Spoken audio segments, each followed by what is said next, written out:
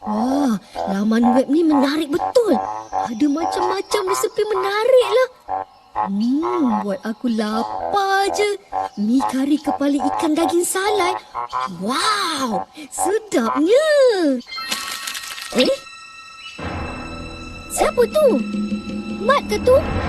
Hello? Dol? Dol ke? Den? Kau ke tu, Den? Jangan nak terkejutkan aku. Ya. Jangan main-main dengan aku ya. Ini Muay Kuda tau. Aku tahu kungfu. Kalau berani. Masuk. Ya, sila. Ada berani? Oh, tiba-tiba diam ya. Kenapa? Takut? Moi. Ish, apalah kau ni, Jeff? Buat aku terkejut je. Tahu kungfu konon. Aku baru tegur sikit dah terkejut. Itu namanya bukan tegur. Itu sergah.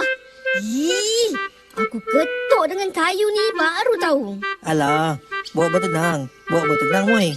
Tak elok marah-marah. Nanti cepat tua. Kau masih marah kat ni sebab kau rasa dia yang buat kau kalah menyorok ke?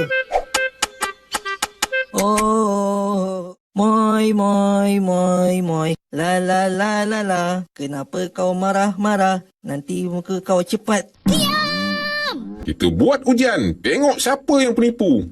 Aku tak ada masalah.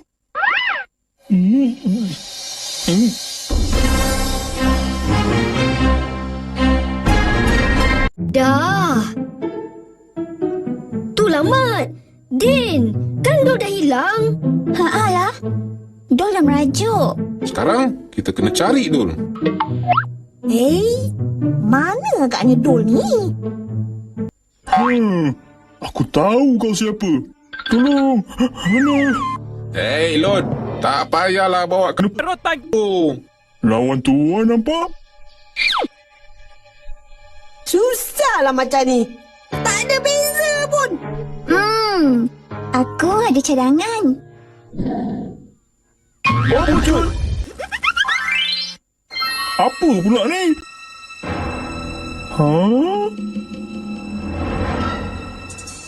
Selamat datang ke rancangan Siapa Laut.